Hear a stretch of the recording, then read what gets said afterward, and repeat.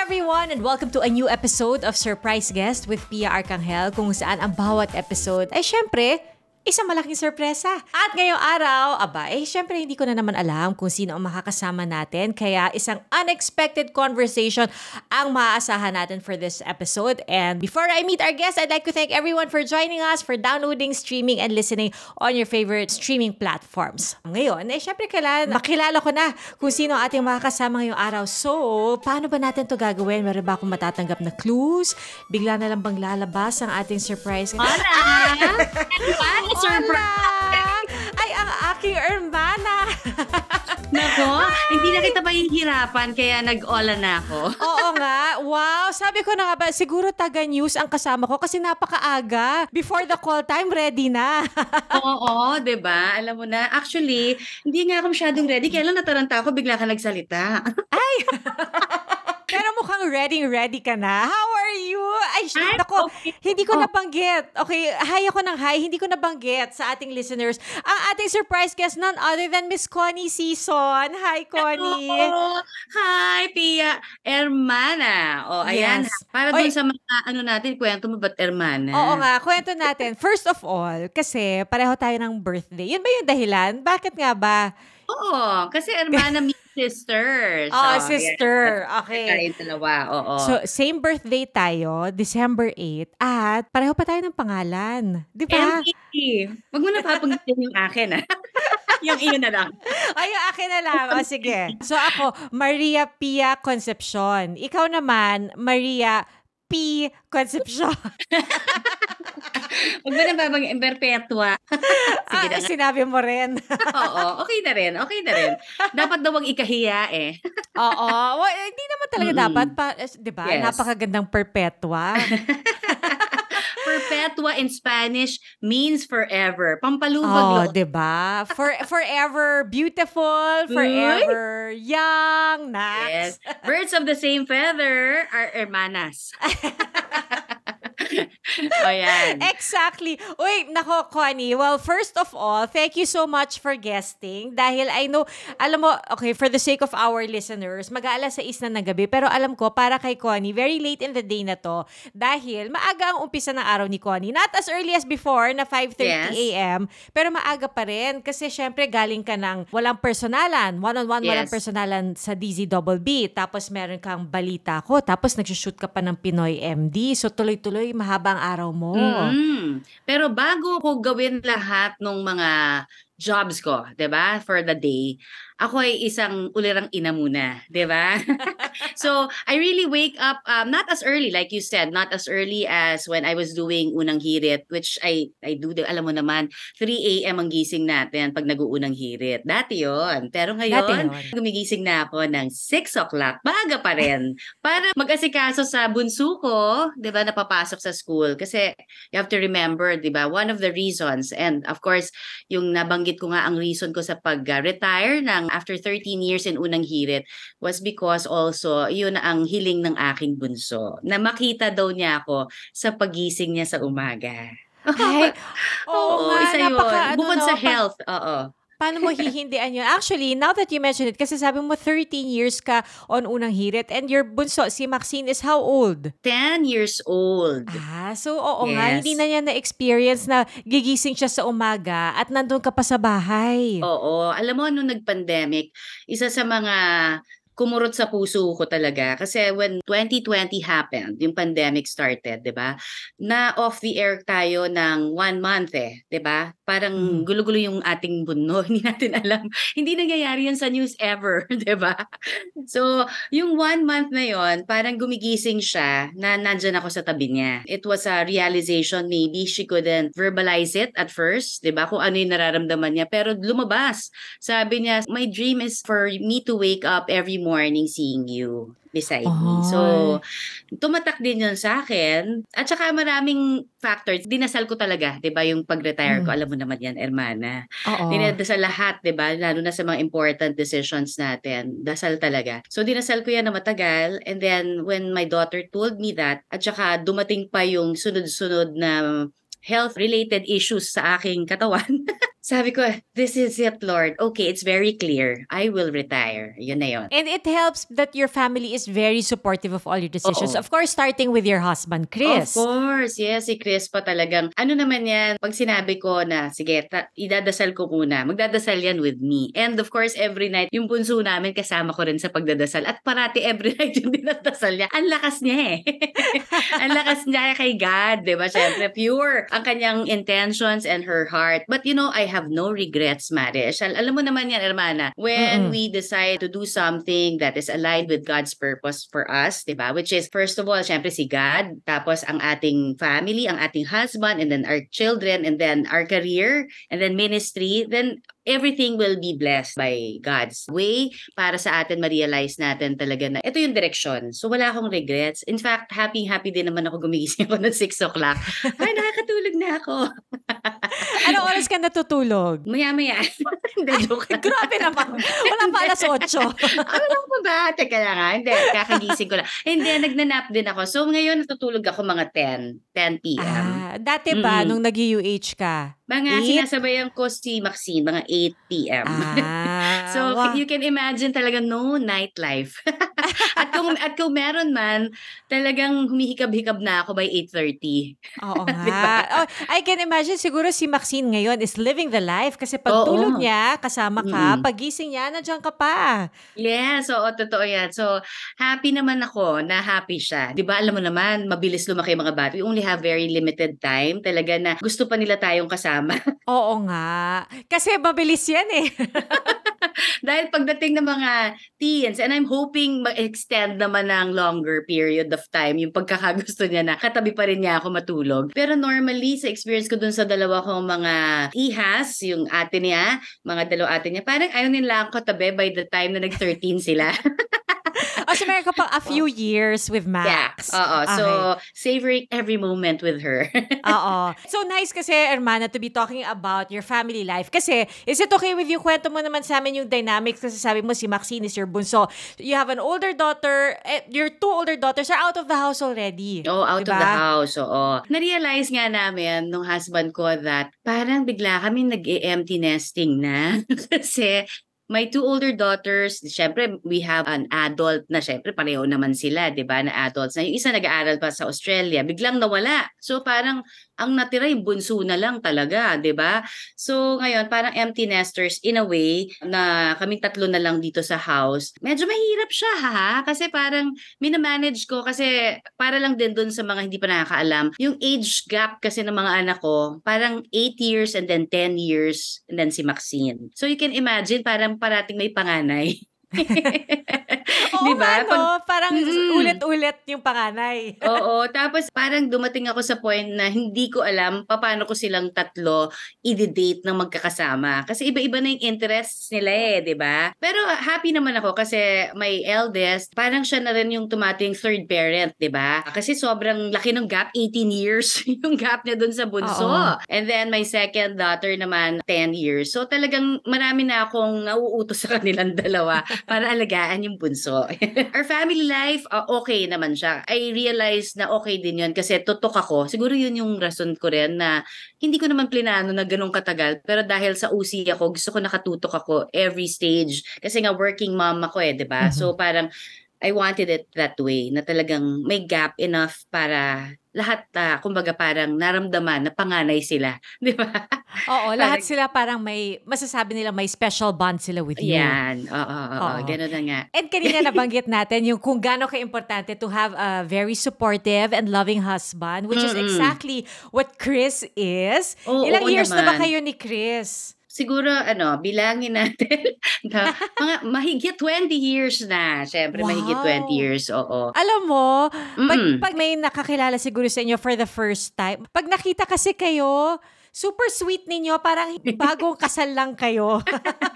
Oo nga, ewan ko ba paano ko ginawa.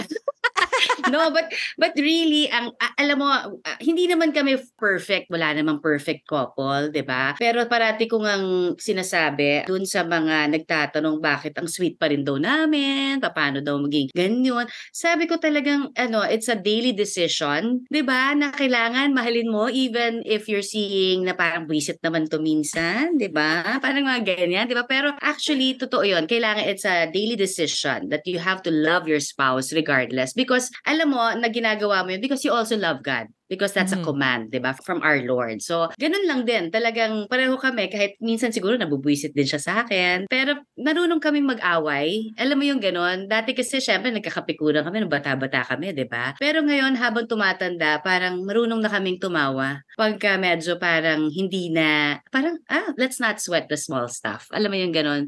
Okay na yan. Wag na tayo mag-away. Kanal ka na. Love lang ulit. Ay, wow. Ganon. Ibang level of maturity. Ay, oo. Minsan mature din kami. Pero paano ka ba niligawan ni Chris? Was it a long courtship? Paano ba kayo nagkakilala? Actually, I don't know this story ha. Tagal na natin magkaibigan. Hindi ko alam paano nga ba kayo nagkakilala. Alam mo, kami kasi, ang dami naming common friends. Super dami. Parang nasa isang circle lang kami. Like for example, a grade school pa lang, okay? Huh? He was from Ateneo, taga Miriam naman ako. Merinol pa nung time na yon. Tapos yung best friend niya, who lives in La Vista, kasi malapit lang yun sa Ateneo, di ba? Lives also with his cousin in the same compound, na barkada ko naman. Gets mo? So, okay, gets pag ko. pumupunta kami sa isang house nila, di ba? Hindi naman kami nagkakakitaan. Minsan parang, syempre pag grade school naman kayo, wala ka namang iniisip na anything, di ba? Yung atupag lang naman namin doon, minsan yung mga Barbie, mga ganun. Sila, bahala sila, di ba? Parang ganon. Pero ibig sabihin ko, matagal nang may mga connection kami. But it was only when I was already working in the network, yun sa kabila pa, na may mga nagpapadate. 3 yun na different groups na sinasabi sa akin, may papadate ako sa'yo, okay naman yan, ganyan, mag-date kayo. Pero talagang oddly enough, hindi kami nag-meet dun sa 3. Yung 3 groups na gusto kang ipa-date, lahat sila kay Chris ka gustong ipa-date. Yes, kay Chris lahat. Pero magkakaibang grupo to hindi sila magkakakilala. Okay?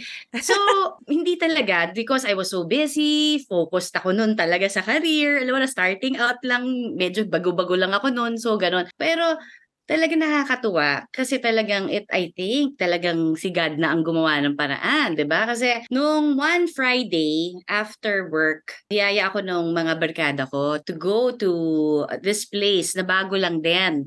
Sabi ko, anong place 'yon? Hindi, bago lang to sa Eastwood. Bagong bukas lang nung time na yun. Mga Faces, Euphoria. Hindi, kasi malapit, ayokong lumayo, ayokong Makati. So sabi ko gano'n, dito na lang tayo. Tapos nung time na yun, may malaking event. I don't know if you remember, pero yung mga event nung time na yun, talagang pabanggahan na mga FHM pa dati, event na dun sa So sabi ko, ang daming tao. Sabi ko, gusto ko lang mag-relax. Gusto ko lang quiet and some place na hindi masyadong crowded, ganyan. So lumabas kami ng Eastwood. Okay? And then we saw a restaurant there nearby. Sabi ko, dito na lang tayo. Sabi ko gano'n. Tapos not knowing na parang kalimutan ko na kasi 'di ba yung mga nagpapa-date sa amin parang binabanggit Chris tapos minsan may Escudero pero hindi ko naman na pagtanto na Chris Escudero, okay? So parang dumating sa point na pagdating namin doon sa restaurant niya, syempre siya alam niya na ako. Pero ako parang hindi ko naman natandaan siya. Kasi siguro parang alam niya kasi nakikita daw niya ako sa TV, sabi niya. Pero parang nagulat din siya. Talagang hindi kami, wala talaga nag-set up nun. Kumbaga, tadhana na lang to. Wow! So, nakakatuwa kasi nung time na yon, nag-approach naman siya dun sa aming table. Tapos sabi niya, hi. Sabi niya gano'n, this and that and that. Ganyan. Tapos doon ko na-realize, siya pala yung Chris Escudero na pinapadate sa akin na hindi matuloy-tuloy. And then finally, we met. But at that time, ewan ko ba, sabi kong gano'n, nirereto ko siya dun sa kaibigan ko. Uy, bakit naman? Kasi feeling ko yung friend ko nung time na yon, crush na crush siya. Okay. Sinisipa-sipa ako sa ilalim ng table. Teka, friends pa ba kayo nung friend na yon? Yeah, oo naman. Okay. So sabi ko, inintroduce ko rin sila, magkatapat sila. Tapos sabi sa akin ni Chris, later on na to syempre, di ba? Tapos siya, bakit habang kinakausap niya ako, dinidirect ko siya dun sa friend namin ko na babanggitin. Ayun. So, parang gano'n. To cut the long story short, alam mo, meron lang something in me that when I went home, parang naisip ko, siya na yun. Wow, talaga? After that first meeting? Oo, siya na yun. Tapos, ang galing nga. Ito, hindi ko pa ito kinikwento kahit kanino. Pero ang galing nito. Kwento mo na sa amin. Hindi ko nga alam, kwento ko ba? Sige na nga, Kwento sige. mo na. Alam mo, nakakatawa. Kasi di ba parang may feeling, parang siya, pero parang, hindi ko siya pinansin kasi parang weird, di ba? Parang, di naman siguro. Parang lang, parang ganon. Pero parang ang bait nun, tapos parang, basta something in him that parang I got attracted to rin, di ba? Ang bait, tapos gentleman, yung ganyan. Tapos sabi ko kay God, Lord, sabi ko ganon, nagdadasal ako. Kung talagang siya yon, Lord, sabi kong ganon sa kanya. Ang dami kong listahan Talagang sobrang detailed siya talaga, Mare. Sobrang detailed yung sinulat ko, ganito, this and that. Pero yung nakakatawa doon, meron kasi akong fast food na gusto ko siyang pinupuntahan. Tapos may Okay. in-order ko that's very specific, okay? Mhm. Na burger at saka isang ice cream na specific, okay? Okay. Sabi ko, pag gusto niya yan, siya na yan. Ay, Okay? wow. It's a sign. It's a sign. I don't know. Pero nakakatawa to, di ba? Pero alam mo, sobrang humorous din talaga ni God Kasi several dates later, parang out of the blue, nakalimutan ko na nga yung listahan ko di ba? Kasi parang feeling ko, gusto ko naman siya, like ko na siya, di ba? Pero syempre, nakalimutan ko na yung nasa listahan ko at saka yung condition ko sa pagkain na yon. Tapos one time, dumaan kami. Sabi niya, pwede bang mag-drive-thru muna? Sabi niya kasi, gutom na daw siya. Sabi ko, sige, tama-tama. Tapos bigla ko naisip kasi nandun kami sa drive-thru ng fast food na yon. Sabi ko, naku naman, siguro pag naman in-order niya talaga to, naku, natatawa na ako, di ba, in my head. Tapos, to my surprise, naku, hermana, sakto yung order niya. Di ba? Ayun. Tapos sabi ko, sobrang eksakto. Ano ba yun? Tapos tumatawa lang ako. Tapos parang, umuwi ako nung gabi na yon thinking nasasagutin ko na siya Ay, hindi mo pa siya boyfriend nun. Hindi pa, date lang. Okay, Pero sabi ko, sasagutin ko na to kasi very clear naman yung sign dahil sa pagkain na gusto ko. Diba? Yung mga ganyan. Along, of course, with other traits, okay? Hindi naman po ganun kababaw. Madaming nga listahan, sabi ko Nakapasa siya dun sa isa, pero sabi ko ganun yung iba, sabi ko, pag ito naman, specific yan, specific nga. Kaya sabi nga, diba, if you want to have somebody na talagang you want a partner in life or boyfriend, you be very specific to God what you're gonna pray for. Ako, ang tinuturo ko sa mga anak ko ngayon, sabi ko, kasi dati, iba yung listahan ko Kailangan ganito, ganyan, ganyan, ganyan, ganyan. Pero dapat, sabi ko nga, ang nasa first equation, sabi ko sa kanya, that you have to find a man that loves God the most. Sabi ko, kasi if that man loves God the most, sabi ko, wala nang problema. Everything will fall in its place na maayos. Yun ang advice ko sa mga daughters. Kasi daughters, di ba, 3? Oo nga, 3 babae. Siyempre, kailangan ididikdik mo talaga lahat ng pinakamagandang advice na pwede ibigay sa kanila, di ba? Oo. Yes, oo. And I'm really very happy kasi yung panganay ko landed with a very good man, and then yung daughter ko na isa nasa Australia, marami din nanliligaw, pero nag-stick sa kanya yung ganong perspektibo sa buhay na they have to really find a man that truly loves God. Growing up ba, yung mom mo, was she a working mom or was she a stay-at-home mom? Stay-at-home mom. Ang mom ko talagang devoted talaga sa aming mga anak niya. Kaya siguro yung example sa amin talaga of being a mom talagang very strong. Kasi my mom talagang super mom talaga. Super mom yon. Kaya nga ako medyo, siguro nung nag-work ako parang something very new for me. 'Di ba? Kasi parang hindi ko nakitang nag-work yung mom ko More on talagang talagang inaalagaan kasi naman 7 kami, 'di ba? Wow, pang ilan ka dun sa 7? Bunso ako, bunso. Wow. So, so parang if I had 7 kids, baka hindi na rin ako mag-work 'di ba? Baka Habol hindi ka ko rin pa. kaya. Parang wala na, sarado na ang tindahan. And then, pero parang, yun nga, so parang growing up, I had that very strong idea of what I want to become as a mom. Syempre, hindi naman to biro-biro. Alam ko naman yun, di ba, na talagang kailangan may pinapalaki kang buhay. So, very, very happy ako na nakita ko naman sa mommy ko yung mga traits, di ba? And I'm not even half of how good a mom she was to us. Pero I try every day. Oh, and I'm sure she's very proud of all the efforts that you're making now as a mom, 'di ba? Sana nga. I only can pray. But speaking of, sabi mo, so your mom was a stay-at-home mom, but you've always been a working mom. This career that we have both entered, di ba? Hindi siya biro, mahirap kasi it's very difficult to juggle your time. As with any other career, of course. But was it something that you have always wanted to do, being a broadcaster, being a journalist? Alam mo ang kwento nito, Hermana, di ba?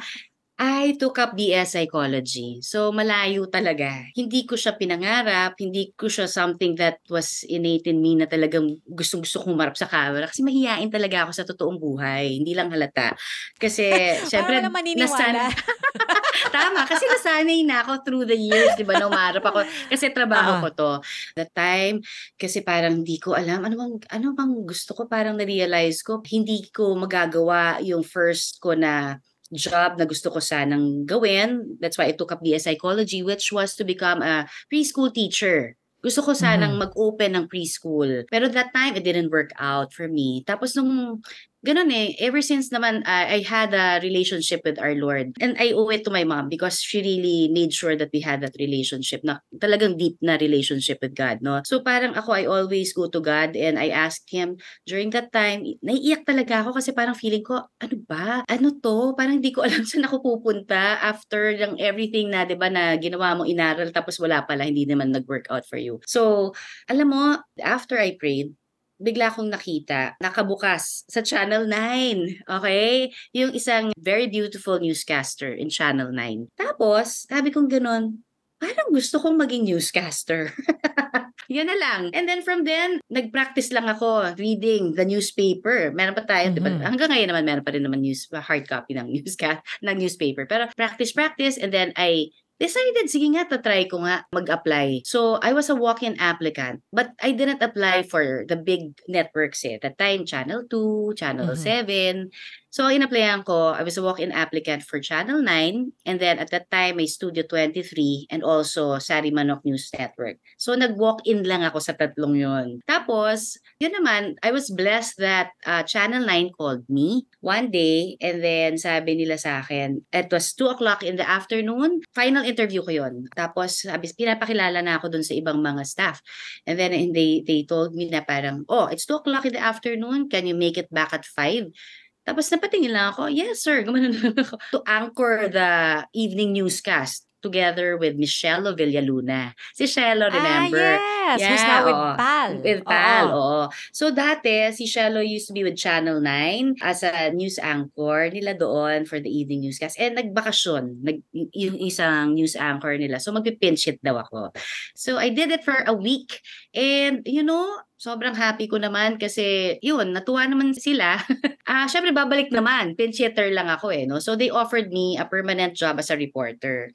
But at that time, tumawag na rin sa akin ang Studio 23 at yung SNN. So I needed to, parang in a way, choose kung anong path talaga yung niisip ko na gusto ko that time. So I politely, and I'm very grateful until now with the people in Channel 9 kasi doon naman talaga ako nagsimula, diba? They gave me that opportunity, that chance. Pero yun nga, eventually I ended up working for Studio 23. Bakit Studio 23? Kasi at that time, they were only a year old, diba? Yung kumpanya na yun. So parang naisip ko, at least pag nag-grow ang Studio 23, pioneer ako. Diba? Tapos, Studio 23, as we know, diba, was a sister company also of Channel 2. So, maraming naganap. I was a features reporter that time. Basta to cut the long story short, nag-feature ako ng isang restaurant. Biglang may dumating na big news. I was in the area. Ayun na. Nabigyan ako ng break for TV Patrol. Next day, sabi sa akin, huwag ka na mag-report sa Studio 23. Diretso ka na sa Channel 2. Ayan, yun na yan. Tas tuloy-tuloy na. Tuloy-tuloy pero na. syempre, hindi ka pa nahirapan making that shift kasi Studio 23 noon, English, di ba? Tas pagdating ng Channel 2, pure Filipino. Are COVID-19 vaccines safe? What is climate change? Because information is crucial, we're giving you all the facts that you need. Anong mga lugar sa Pilipinas ang COVID-free? Introducing Need to Know, a weekly explainer series from GMA News and Public Affairs. Here's what you need to know. Here's what you need to know. Here's what you need to know. Watch Need to Know, available on GMA News Facebook page and our YouTube channel. Hindi ka pa nahirapan making that shift kasi Studio 23 noon, English, di ba? Tapos pagdating ng Channel 2, pure Filipino. Hindi naman kasi matatas naman ang magtagalog. sabi nga, alam mo, yan din ang worry nila nung time na pinapalive nila ako. Because, syempre, Studio 23 was an English newscast. Tapos nakikita nila ako, maputi daw ako, ganyan-ganyan. Ang unang tanong nila dun sa cameraman ko, marunong bang magtagalog yan? So sabi ko, opo, marunong po ako. O sige, pakireport mo na lang kung ano yung nangyayari. Yung MV Princess of the Orient, I don't know if you remember. So, na-break ko yon at naging maayos naman. At after that, I was given that opportunity to actually do hard news already for TV Patrol. Hindi hindi yun after that, para madali na. Kasi I remember si Kabayan was telling our executive producer for TV Patrol that time, Mirna, itest mo nga muna kung marunong talaga magtagalog to. So, pinag-voice nila ako ng sobrang hihirap ng mga Tagalog. Ayun, gano'n. Pinag-voice ako. Buti naman nakapasa. Ayun na. After that, nagtuloy-tuloy na. How many years were you at ABS? 10 years with ABS and now 16 years na ako sa... Wow. Has it been 16 years? Yes, 16 years. Ang bilis naman ng 16 years. Because I still remember the first day na pumasok ka sa GMA. I remember yun kasi lahat sila, uy, si Connie Season, lilipat daw dito. Tapos kami lahat, wow, talaga si Connie Season. Tapos nung pumasok ka sa makeup room, sabi ko, nakakasilaw ang kanyang pagkaputi.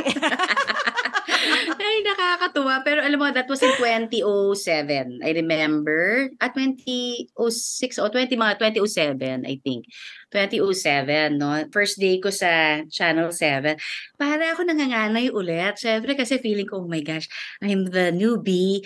Parang ganyan, di ba? So, nakaka-nervyos. Pero, that's the best decision. Talaga. I believe that, parang talagang God also directed me. As always, di ba? Pag may mga transition, natatakot tayo sa una. Pero actually, God had other plans and better ones that we can ever imagine, di ba? Na hindi ko naman ma-imagine dati, nalilipat ako sa tagal ko na, di ba, sa Channel 2. But then, ito na nga yung plano ni God. And I've never been happier, I think. I remember when you first started sa GMA, you were doing field work and you were doing the hourly updates. Tama ba? Yes, Flash report. Tama. Oo, tama, Okay. tama. Flash report plus that. And then, since then, you have done unang hirit. Magsabay tayo doon, di Oo, ba? so unang hirit. At saka, Mas maaga ako documentaries. nag-retire. And documentaries, I remember that kasama natin si Rhea. Yes, tayong Oo. tatlo. That was Tayong the first tatlo yun. show that was given to me. Documentaries. Talaga? With you and Rhea. Yes, that was in, I think, Oh. 2007, if I remember correctly. Yes. Actually, natatandaan ko pa yung pictorial natin. Naalala mo pa ba yung pictorial natin? Oo naman. Mm. Payat na payat pa ako noon. Naakala ko ang taba-taba ko.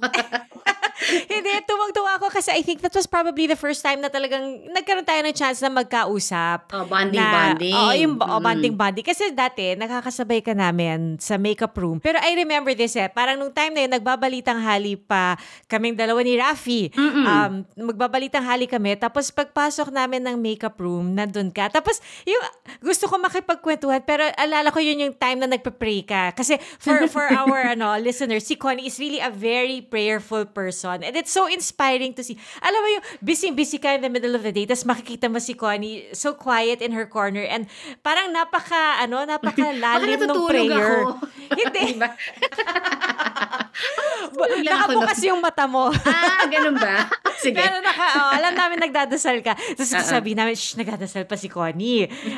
Baka maistorbo natin si Connie. Oo. Hindi kasi, what I do, because it's an hourly, parang yung, tawag mo doon, yung flash report, diba? Flash Parang report. hourly siya So, minsan, wala akong ginagawa, diba? So, I just read, diba? Tapos may mga, minsan, sporadically I pray. So, even until now, nung time na yun, I do my quiet times. Every time na nasa time na nag-aantay ako ng aking turn to do the flash report. I try to just stay in one corner there that time. Pero nung nagkakilala tayo, nakita mo naman kung gaano na ako kadaldal at gaano kakulit, di ba?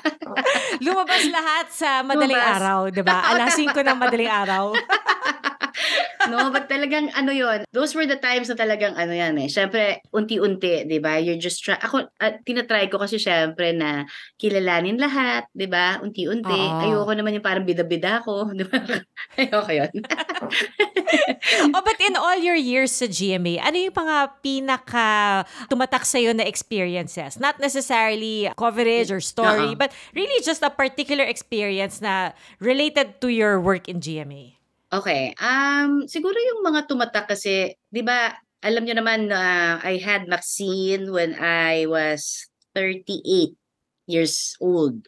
38 ka na nun? Oo, 38 na. Ay, 38. Oo, 38 na. Nagduda pa. Teka, 38 plus. Tama, 38. So, nung time na yun, nagtumatak siya ng grabe kasi, like I said, parang parating panganay yung mga anak ko, 'di ba? Si Maxine, plinano naman namin ng husband ko. Sabi ko, it's time. Kasi 10 years na. Joke lang. It's time. Kasi parang gusto ko na ulit magka-baby, namimiss ko kasi ang laki-laki na ni Gabby, ganyan, di ba? So parang tumatak siya sa akin kasi lahat ng co-hosts ko, di ba, talagang they were so attentive. Kasi nga, di ba, buntis ako bigla. Kayo, di ba, sa unang hirit. So attentive. Tapos, ang bala ko, mag-aanak ako ng isa pa. So nagtira ako ng ibang mga gagawin kong ninong at ninang for my last hurrah. Supposedly. Kaya lang, yun, sabi ng doktor, wag na. Kasi, grabe yung aking, ma-experience naman nung nagbubuntis ako kay Maxine. Twice ako na ICU, yung ganun. So sabi ko, grabe. Oo, grabe. So sabi ko, hindi na nga siguro ko. Pwede after 2 years. Inisip ko, 40, pwede pa yun. Bata pa. Kaya lang, hindi na. Umayaw na rin si God siguro. Sabi, tama na. Para sabi niya, okay na, meron ka ng Tres Marias. So, yung ganyan. Kasi, siguro kaya siya tumata kasi parang I realized my friends, kayo, diba, sa GMA, are not just my co-workers. Talagang you are my lifelong friends. Kasi nga, ginawang, ito, ninong ako, ninang, ganyan, mga ganyan, diba? So, parang, alam ko lang that, parang hindi nga, it didn't have to be that, magninang-ninang tayo sa isa't isa ng mga anak natin to prove that we are gonna be lifelong friends. We are. I mean, alam na natin yun, di ba? Parang totoo kasi na we care for each other, we're there for each other, pagka kailangan, pag hindi, kahit minsan, di ba, ayaw na natin makita isa't isa, pero pinagkikita. Joke lang. Yung gano'n, yung minsan kasi araw-araw ba naman, di ba? Madaling araw. For 13 years. Oo. Pero ngayon, bihira na tayo magkita. Di ba? Pag nakita tayo sa makeup room, sobra. Oo. Ang batian ho namin, pag nakikita kami sa makeup room, hindi yung, hi, hindi gano'n. Sisigaw muna kami, gano'n. Oo. Tapos ang haba na ng kwentuhan. Oo. Tsaka parang, I realized na parang when we see each other, parang hindi naman tayo nawala ng matagal. Oo. Pick up always where we left off. Oo. Totoo. And then we make it a point that, ito lang para din alam din nila, na talagang yung friendship namin tunay, kasi parang we miss each other naman pag medyo matagal na, kaysa naman tayong bahay at bahay-bahay lang po kami madalas, 'di ba? Hindi na rin yata tayo dun sa age na lumalabas-labas pa. Kasi ganyan. Wala na 'yon. Ganyan talaga. Parang iba yung Just got lucky ba yun? Just got lucky. Iba yung dance moves. Iba yun. Pero yun, yung mga ganon. So, happy ako. Kasi parang alam ko lang na even if probably we'll retire from this business, from this industry, di ba? Parang we'll always be friends and we'll always try to see each other, di ba? Kahit saan lupalo pa tayo siguro mapunta in the future. Yes, exactly, di ba? Parang hindi naman hanggang work lang ang friendship. Yes. Pero kanina, Connie, you said also na swerte mo kasi nung pregnant ka, your co-hosts were very attentive. And I think also parang hindi ba super okay din na andayan mo kasamang doktor sa show, sa Pinoy MD? Ay, totoo yan. Sabi ko nga sa'yo, blessing talaga that I had Pinoy MD. Kasi yung time na yon, alam mo actually nung 2010, nag-start kami dun sa Pinoy MD. Alam mo, sobrang blessing talaga na na-realize yung pag may mga kakilala ka at close na mga doktor. Kasi 'di ba, iba rin yung may mga natatawagan tayo at any time of the day na nagwo-worry ka for kunyari your kids or for yourself, for your husband. Iba din yung talagang may tiwala ka, 'di ba, doon sa doktor. So, I'm so happy, I'm so blessed. Talaga I consider them also my lifelong friends. Mga ninong at ninang din sila ng mga anak ko. So, parang sa akin, sabi ko itong 13 years of doing Pinoy MD is one of my greatest blessings talaga from our Lord. So Wow, I 13 can't years believe na. 13 years na. Oo, ang bilis talaga, no? Going on 14. Dalawa kasi. Dalawa ang anniversary namin. Isang June 12 at isang November. So Bakit dalawa? Dalawa kasi nagpalit ng department. Pero ang una niyan, nag-start sina Ma'am Ricky Escudero. Tapos after nun, na-turnover na sa Public Affairs. So November naman yon, but the same year. So nakakatuwa lang, 'di ba? So talagang both anniversaries we celebrated. Kami ng mga friends kong and co-host ng mga doctors. Wait, paano ka nag-umpisa as host of Pinoy MD? I mean, was it something that you were really interested in? Was it something you had conceptualized or parang Hindi. nilapitan ka ba? Oo, basta in-offer na lang din sa akin yon ni na Ma'am Ricky Escudero. Tapos may concept sila. Tapos sabi nga nila, it's a medical show. And of course, I was so happy nung nalaman ko medical show because I knew that time pa lang na iba din ang pag medical kasi hindi siya magiging ever outdated, 'di ba? There will always be news about probably mga new discoveries about health or kaya breakthroughs or just to be able, and it's also public service, 'di ba? Na gustong-gusto ko rin talaga kasi I've always been aligned with doing public service shows 'di ba? Even when I started with Hoy Gising, tapos nag-on-call naman ako diyan, 'di ba? With Ivan Mayrina. So parang yes! On public Q service. TV. Yes. So yun. So ito, medical show, sabi ko, wow, ang daming matutulungan dahil marami din sa atin talaga, as we know, until now, 'di ba, na deprived tayo doon sa mga health workers or our facilities even in the far-flung areas, 'di ba, are not that equipped, 'di ba, na doon sa mga ideal sana na meron tayo, 'di ba, sa mga probinsya, pero wala. Alam mo, nakakatuwa nga kasi nanganak ang Pinoy MD in terms of having another parang branch, 'di ba, na parang eto naman sa radio, 'di ba? Nagkaroon ng Pinoy MD sa Double B.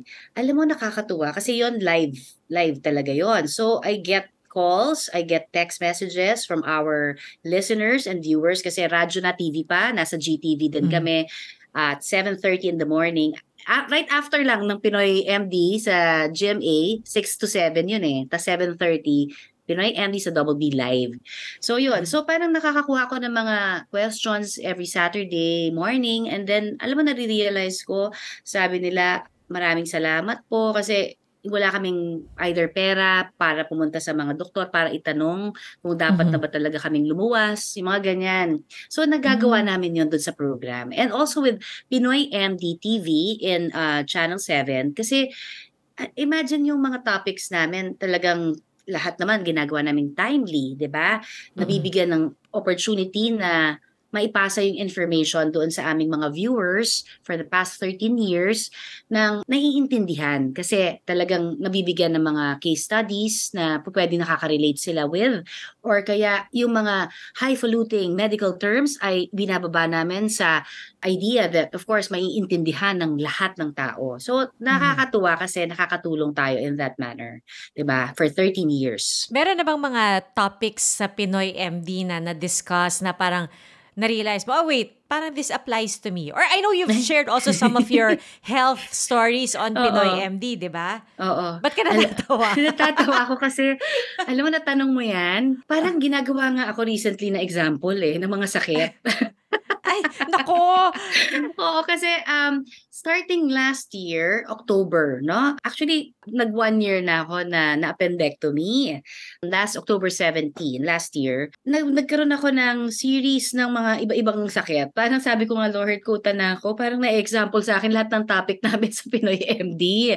So, I had appendectomy, last October 17, biglaan yon, 'di ba? So parang almost puputok na yung appendix ko, buti na lang naagapan, yung mga ganyan. And then after that, nagkaroon naman ako ng super painful neck, nagkaspasm ako, yung mga ganyan, and so on and so forth. So parang pinutakte ako ng mga sakit.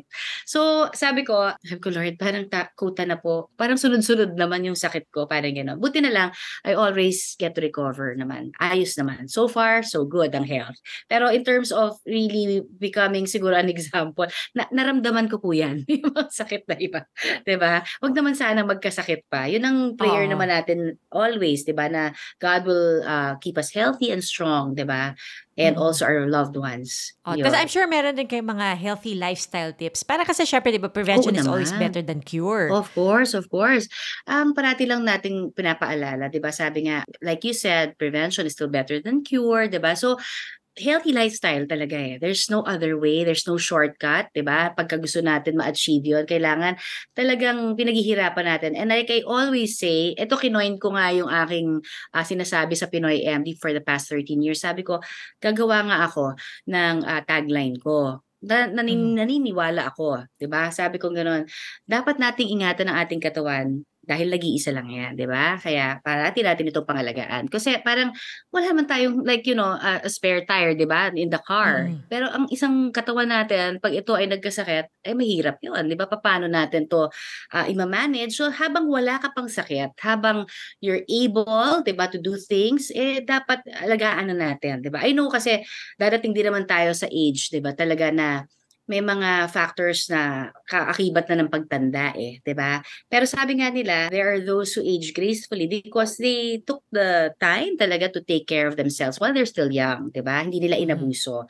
So dapat 'yun ang parating mindset natin, 'di ba? Kailangan sapat na tulog. Nako, na-realize ko 'yan, 'di ba? How important yung having 8 hours of sleep talaga is. Talaga kasi may time before, hindi ko naman sinisisi. Of course, I love doing Unang Hirit. I love it until now. They'll always be a part of me, di ba? Yung Unang Hirit family ko. But of course, siguro the problem for me, hindi na rin ako bumabata, di ba? Tapos, gumigising ng napakaaga. And I've been doing the morning show ever since Nasa kabila pa lang ako. So for 23 years, I've been waking up 24 years. Parang it really took a toll on my body to the point na nagkagulo-gulo yung hormones ko. Pero I'm so happy and grateful nung nagkaroon ako ng sapat na tulog. Alam mo, recently I had my blood test, my blood workup. Sobrang normal na po lahat. Kaya happy naman ako. And that's great news. Oo, may mga friends, may mga doctor friends were telling me, sabi niya hindi talaga maayos ang hormonal problem pag hindi ka nakakatulog ng at least 8 hours or kahit na 6, basta makatulog ka ng tuloy-tuloy, sabi niya gano'n. But we can't do it talaga na gano'n pag parati tayong puyat. Gano'n. And then of course, yung healthy lifestyle meaning yung eating, 'di ba? Yung balanced diet. And wala talagang ibang way, kundi dapat galaw-galaw talaga tayo. Kahit yung mga simple stretches, exercises, di naman hardcore na kailangan, di ba? Dapat naaayon din yun sa edad natin. So, dapat nagpapaturo rin tayo talaga dun sa mga experts kung what is the best exercise for our age. Diba? Wag lang yung basta-basta. Tsaka dapat yan, may mga stretching muna yan. Tsaka syempre, kasama dyan, yung you learn not to sulk on anything or be stressed out by the little stuff, diba? Every day. So, I always advocate for us to have peace in our hearts, diba? And I can only say that I'll have that personally if I get to connect with our Lord, diba? So, through prayer yon every day, talaga. Parang that's the best advice. You should have peace in your hearts. Actually, and you know what? It radiates nga from you. Kasi alam mo, pag magkasama tayo, parang, alam mo yung, pag meron ka kasama, magaan lang talagang kasama. Because that person has so much peace radiating from them. Alam mo, kung wari papasok ko na makeup room, stress na stress. Kasi pag nakita kita, ay, nawala. Wow, thank you, Hermana. Dahil dyan, ililibre kita. Sige, bukas. Pwede bukas. Sige. Nako, Hermana, thank you, ha. And congratulations on Pinoy MD's 13th year. 14th? Yes. 13th year. But of course, mabilis na lang ang 14th. Dahil sabi ko nga, June, di ba, next year at November again. So, we're hoping that God will bless us with more years of being able to serve our kapuso through our program, Pinoy MD. Sana ho, tangkilikin nyo kasi syempre pinagbubuti pa namin lalo ang aming programa, di ba? It's on GMA Network, Channel 7 at 6 to 7 a.m. Every Saturday po yan, Pinoy MD. So, magkita-kita po tayo doon para sa pangangalaga ng ating kalusugan dahil nag-iisa lamang ang ating katawan. Kaya dapat lamang natin itong pangalagaan. Invite mo naman ang ating mga kapuso to all your other shows, everything yes. that keeps you busy, wherever we can watch you and catch you, pati na on social media. Yes, thank you so much, Armana. Ako, nagpapasalamat po sa patuloy na pagtangkilik ninyo sa mga programa namin. Particularly, I start, of course, with one-on-one, walang personalan, kasi that's at 9 a.m., Monday to Friday. Kasama ko po si Arnold Clavio. At syempre, ito'y sa radyo. 9 to 10 a.m. sa DZBB. Kami ho ang bubusisi ng mga usapin, no? Tungkol pa rin na dapat nating malaman sa ating bayan. After that, around 10:30 in the morning sa GTV naman po, Balita Ko with Rafi Tima, Aubrey Carampel at Katrina Son. Kami po ang grupo ng Balita Ko na parating may bit-bit na balita para sa inyo. And of course, ang Pinoy MD every Saturdays, no? Ito po 13 years na po kami sa Pinoy MD, 6 to 7 a.m. sa Channel 7 po yan. Kaming bahala dyan pagdating sa usaping pangkalusugan. Pinoy MD 6 to 7 a.m. sa Channel 7. And 7:30 until 8:30 in the morning, live po ako sa DZBB at GTV naman para sa Pinoy MD sa Double B. Every Saturday din po yan. Kaya walang pahinga. Pero masaya. Thank you, Lord. Kaya kailangan magbakasyon. Ayan. Oo, minsan babalansihin po natin yung buhay. Na ako talaga, ina-advocate ko yan, Armana, alam mo yan. Dapat work-life balance, di ba? Yes. For our own sanity. Yes, and for the sanity of those around us. Yes, of course. Oo, tama. Mahirap na. Oo. Damay-damay kasi yan eh. Kawawa naman sila. Naku, Connie, thank you. Thank you so Armana. much. Bye-bye. Thank you. This surprise was planned by the team of Ronald Ramido and Aubrey De Los Reyes, edited by Shirley Paghiligan with the amazing people of GMA Integrated News. Don't forget to like and subscribe. Till the next surprise.